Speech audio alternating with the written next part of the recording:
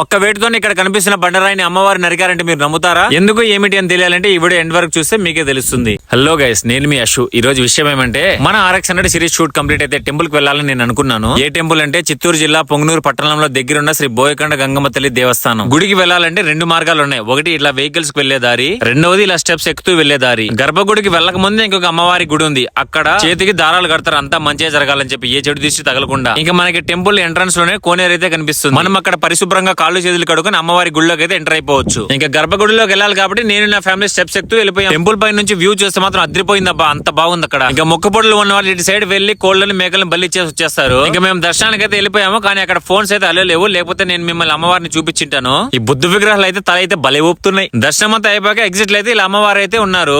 Boyle అనే తెగవారిపై నవాబుల సైన్యం దాడి చేసినప్పుడు వాళ్ళని కాపాడడానికి అమ్మవారు ఉగ్రరూపం దాల్చి ఒక్క వేడితోని బండరాయి అయితే నరికేశారంట. ఆ సైన్యాన్ని సంహరించి తెగవాళ్ళని అయితే రక్షించింది అమ్మవారు. అలా అమ్మవారిని తమతోనే ఉండిపోమని కోరుకోగా వారి కోరికను మన్నించి శ్రీ బోయకొండ గంగమ్మగా ఇక్కడైతే వెలిసింది అమ్మవారు. ఇంకా ఈ గుడికి సంబంధించిన చరిత్ర అయితే చాలా ఉంది, నెక్స్ట్ వీడియోలో చెప్తాను. మన వీడియోస్ కనుక మీకు నచ్చితే లైక్ చేయండి, సబ్స్క్రైబ్ చేసుకోండి, ఫాలో చేసుకోండి.